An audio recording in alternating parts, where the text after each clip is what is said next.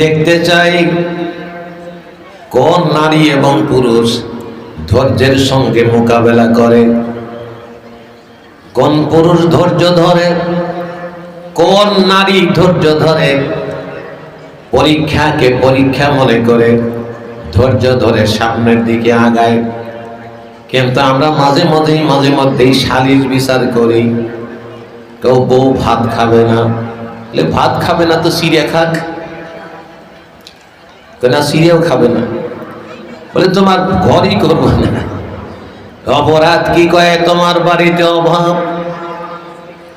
তুমি বিয়ে করার সময় বলেছিলে তোমার 4 তলা বিল্ডিং, 5 তলা বাড়ি, 10টা গাড়ি, জমি জিরাত, ব্যাংক ব্যালেন্স অনেক।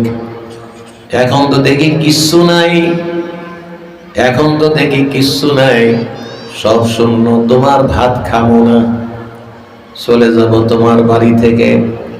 মায়েরা, যেই স্ত্রী স্বামীর দুর্দিনে স্বামীর পাশ থেকে সরে যায়, সংসার ভেঙে দেয়, আর যাই হোক তাকে বুদ্ধিমতী মহিলা বলা যায় না।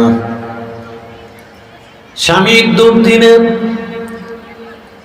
যে স্ত্রী স্বামীর হাত ধরে টেনে তোলার চেষ্টা করে আর রাস্তা খোঁজে, টেনে তোলার কোনো ওয়ে আছে কিনা, পথ আছে কিনা, রাসূল সাল্লাল্লাহু আলাইহি সাল্লাম বলে কয়েকটা পদ্ধতি আছে দারিদ্রতা থেকে রক্ষা পাওয়া যায়।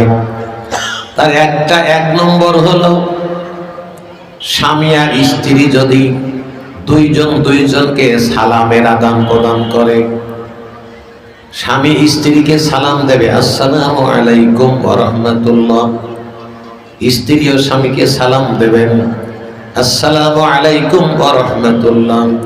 রাসূল সাল্লাল্লাহু আলাইহি সাল্লাম বলেন, দারিদ্রতা পিছনের দরজা দিয়ে পালিয়ে যায়। তাহলে বোঝা গেল দারিদ্রতা দিয়ে আল্লাহ পরীক্ষা করবেন। দারিদ্রতাকে বিদায় করে দেওয়ার অস্ত্র রাসূলুল্লাহ বলে দিলেন। 2 নম্বর,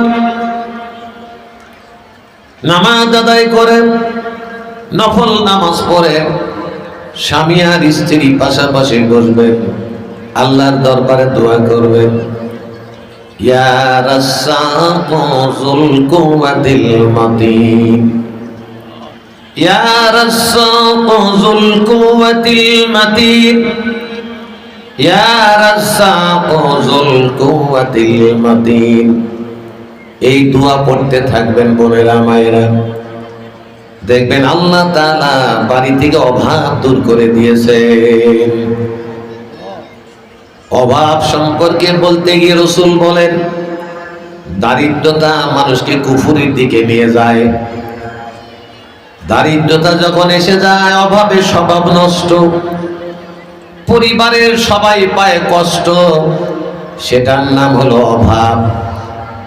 অভাব দিয়ে আল্লাহ পরীক্ষা করেন।